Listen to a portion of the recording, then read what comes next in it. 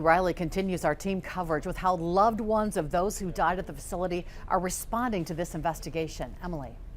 Cammie, family members of 24-year-old Cameron Williams say they're outraged as new details surrounding his death surface. Cameron is one of the 4 inmates who have died within the walls of the Waupun Correctional Institution over the past year. Williams' family members say the circumstances detailed in the criminal complaint are inhumane.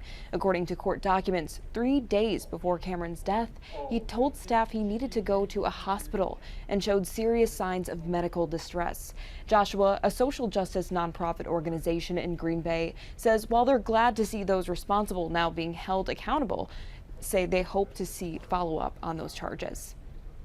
The extreme lack of care, which has led to the arrests in this investigation, is part of a larger systemic issue that we have been saying has been happening all along. So I really would like to say that it's not just one bad warden, it's a bad system.